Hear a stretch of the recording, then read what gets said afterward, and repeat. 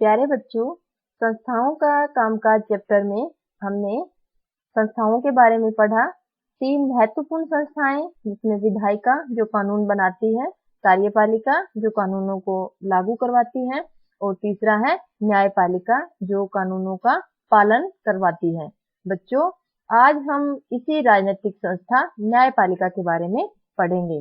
न्यायपालिका एक राजनीतिक संस्था है जिसके पास न्याय करने और कानूनी विवादों के निपटारे का अधिकार होता है। बच्चों, इसे एक उदाहरण से समझते हैं जो हमने चैप्टर की शुरुआत में ही पढ़ा था। आपको मंडल आयोग की रिपोर्ट याद होगी। सरकार ने फैसला लिया कि 27% आरक्षण दिया जाएगा उन लोगों को जो सामाजिक और आर्थिक रूप से पिछड़ा वर्ग है। लेकिन बच्चों, आपको ध्यान है कि देश में काफी वाद विवाद हुआ इस मुद्दे को लेकर, हिंसक गतिविधियां भी हुई देश में। लेकिन न्यायपालिका की अहम भूमिका रही इस फैसले में। जब न्यायपालिका ने यह फैसला दिया कि 27% आरक्षण तो रहेगा पिछड़े वर्ग के लिए, लेकिन जो इस पिछड़े वर्ग में रहते हुए आर्थिक स्थिति जिनकी अच्छी हो चुकी है, उन लोगों को इस आरक्षण का फायदा नहीं मिलेगा, लाभ नहीं मिलेगा। तो इस पूरे मुद्दे में जो संतोषजनक बात रही वो यही कि मामला शांत हो गया। न्यायपालिका की अहम भूमिका हमने देखी। बच्चों, न्यायपालिका देश की सभी अदालतों को एक साथ न्यायपालिका के नाम से पुकारा जाता है। बच्चों, सर्वोच्च न्यायालय, सर्वोच्च, सबसे जो श्रेष्ठ उच्चतम न्यायालय है बच्चों, जो दिल्ली में स्थित है। बच्चों, राज्यों में उच्च न्यायालय होता है जो लगभग राज्य की राजधानी में होते हैं। जिला न्यायालय होते हैं बच्चों, राज्यों में नीचे जिला न्यायालय, और सबसे जो नीचे है बच्चों, स्थानीय सत्र के न्यायालय आमतौर पर तहसील में होते हैं। तो आपको ये पदानुक्रम याद रखना है, ये हायरार्की याद रखनी है कि स्थानीय सत्र के न्यायालय, फिर जिला न्यायालय, उच्च न्यायालय और सर्वोच्च न्यायालय।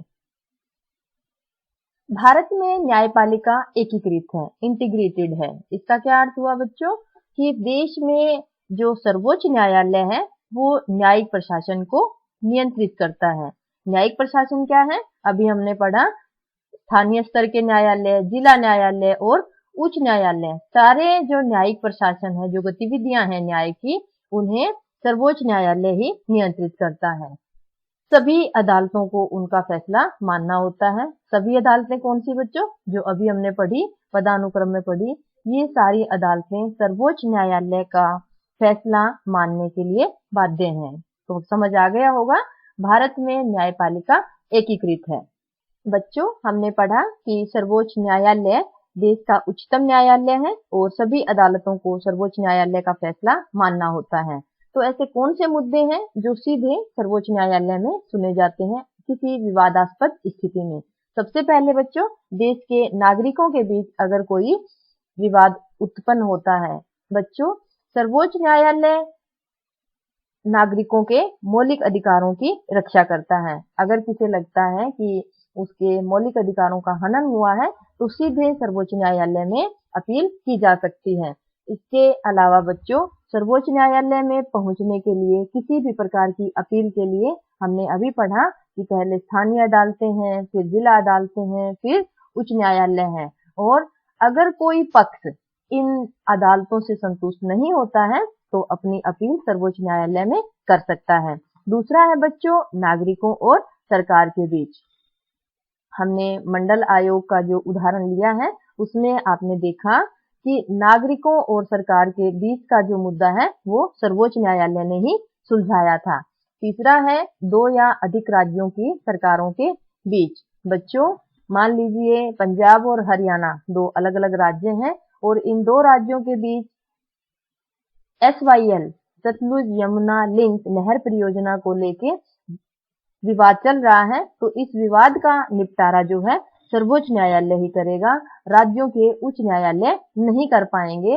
तो 2 या उससे अधिक राज्यों के बीच अगर कोई विवाद उत्पन्न होता है तो सर्वोच्च न्यायालय में अपील की जाती है। और बच्चों, केंद्र और राज्य सरकारों के बीच, मान लीजिए कि राजस्थान सरकार और केंद्र सरकार के आपसी जो तनाव है बीच में, तो उन तनावों का निपटारा बच्चों सर्वोच्च न्यायालय ही कर सकेगा। सर्वोच्च न्यायालय में सुनवाई किस प्रकार होती है विवादास्पद स्थिति में हमने देखी। बच्चों, फौजदारी और दीवानी मामलों में अपील के लिए सर्वोच्च न्यायालय सर्वोच्च संस्था है। सबसे पहले तो फौजदारी और दीवानी का अर्थ समझते हैं। बच्चों, फौजदारी है क्रिमिनल, इसमें मुख्य रूप से चोरी, डकैती इत्यादि मामले आएंगे। और दीवानी मामलों में बच्चों कृषि संबंधी यानी भूमि संबंधी या किसी पद संबंधी, जिसमें श्रमिक या कर्मचारियों के विवाद संबंधी मामले शामिल हैं। तो किसी भी प्रकार के क्रिमिनल और सिविल अगर मामले हैं तो अपील के लिए सर्वोच्च न्यायालय उच्चतम संस्था है और उच्च न्यायालयों के खिलाफ सर्वोच्च न्यायालय सुनवाई कर सकता है। बच्चों, हमने पढ़ा भी है कि अगर स्थानीय अदालतों से, जिला अदालतों या उच्च न्यायालय के फैसलों से कोई पक्ष संतुष्ट नहीं होता है तो वह अपनी अपील सर्वोच्च न्यायालय में कर सकता है। न्यायपालिका एक स्वतंत्र संस्था है। कैसे? बच्चों, विधानपालिका या कार्यपालिका के नियंत्रण से बाहर है न्यायपालिका, और न्यायाधीश सरकार के निर्देश या सत्ताधारी पार्टी की मर्जी के मुताबिक काम नहीं करते। देखिए बच्चों, न्यायाधीश कहाँ है? न्यायपालिका में। और सत्ताधारी पार्टी या सरकार बच्चों जो विधायिका है, जो कार्यपालिका है। किसी तरह के काम के लिए न्यायाधीश जो है वो राजनीतिक कार्यपालिका के हिसाब से काम नहीं करेंगे। इसके लिए न्यायाधीश स्वतंत्र हैं। इस स्वतंत्रता को सुनिश्चित कैसे किया जाता है? सबसे पहले बच्चों, न्यायाधीशों की नियुक्ति में स्वतंत्रता होती है। राष्ट्रपति, सर्वोच्च न्यायालय और उच्च न्यायालय के न्यायाधीशों को प्रधानमंत्री की सलाह पर और सर्वोच्च न्यायालय के मुख्य न्यायाधीश की सलाह पर नियुक्त करता है। देखिए बच्चों, सर्वोच्च न्यायालय के जो मुख्य न्यायाधीश हैं वो न्यायपालिका के जो हैं सर्वश्रेष्ठ पद पर हैं और इनकी नियुक्ति आमतौर पर सर्वोच्च न्यायालय का जो वरिष्ठ न्यायाधीश होता है बच्चों, जो सीनियर होते हैं सबसे, वही मुख्य न्यायाधीश चुने जाते हैं।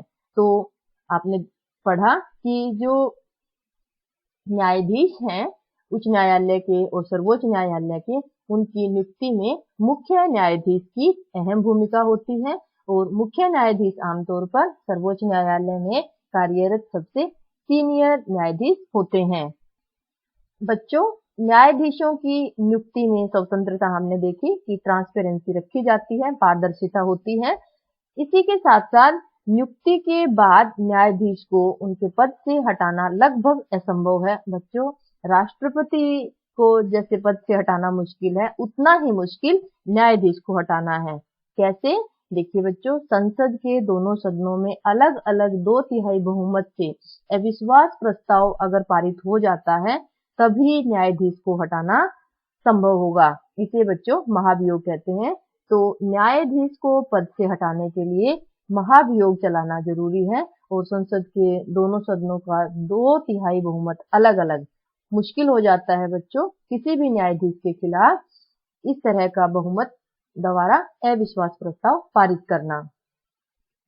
न्यायपालिका के अधिकार बच्चों हमने पढ़ा है, सर्वोच्च न्यायालय सबसे अधिक प्रभावशाली संस्था है। सभी स्थानीय अदालतें, जिला अदालतें और उच्च न्यायालय सर्वोच्च न्यायालय के अधीन रहकर काम करते हैं और सर्वोच्च न्यायालय के नियंत्रण में है। बच्चों, सर्वोच्च और उच्च न्यायालयों को देश के संविधान की व्याख्या का अधिकार है। बच्चों, संविधान क्या है? कानून, लिखे हुए कानून। तो उन कानूनों का अर्थ क्या है और उन्हें सही रूप में कैसे पेश करना है, यह कार्य न्यायपालिका का है, सर्वोच्च न्यायालय का है। दूसरा है बच्चों, संविधान के खिलाफ अगर न्यायपालिका को लगता है कि सरकार ने कोई ऐसा कानून या ऐसी कोई गतिविधि की है जो संविधान सम्मत नहीं है, तो वो सरकार के फैसले को, सरकार के कानून को अवैध घोषित कर सकते हैं। तीसरा है बच्चों, न्यायिक समीक्षा का अधिकार। कई बार न्यायपालिका अपने खुद के ही किए गए फैसलों को पलट सकती है अपने फैसलों पर पुनर्विचार कर सकती है। इसे न्यायिक समीक्षा का अधिकार कहते हैं। हमने पहले भी पढ़ा है कि न्यायपालिका का जो मुख्य कार्य है, आम आदमी के मौलिक अधिकारों की रक्षा करना है। अगर ऐसा लगता है किसी व्यक्ति को कि उसके मौलिक अधिकारों का हनन हो रहा है, तो वह न्यायपालिका की शरण ले सकता है और न्यायपालिका को फैसला करना होता है। जनहित याचिका में सुनवाई का अधिकार। बच्चों, सरकार की कार्रवाइयों से जनता के हितों को ठेस पहुंचने की अगर स्थिति बनती है, तो इसके खिलाफ लोग अदालत में जा सकते हैं। इसे ही जनहित याचिका कहते हैं। PIL, public interest litigation. याद रखना है कि जब लोगों को ये लगता है कि उनके हितों की अनदेखी हो रही है, तो न्यायपालिका में जनहित याचिका दायर कर सकते हैं। सरकार को शक्तियों के दुरुपयोग रोकने के लिए हस्तक्षेप करती है। बच्चों, हमने देखा है कि सरकार के पास शक्तियां होती हैं और उन शक्तियों से सरकार कार्य करती है देश को व्यवस्थित रूप से चलाने के लिए।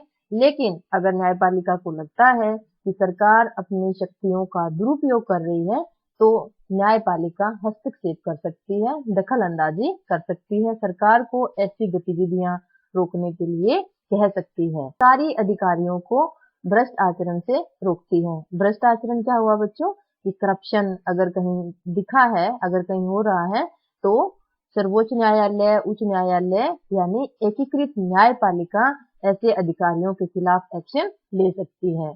बच्चों, आज हमने संस्थाओं के कामकाज में जो एक महत्वपूर्ण संस्था, राजनीतिक संस्था न्यायपालिका के बारे में पढ़ा, न्यायपालिका के क्षेत्र पढ़े और न्यायपालिका के देश हित में भूमिका पढ़ी। आशा है आपको ये टॉपिक अच्छे से समझ आ गए होंगे। धन्यवाद।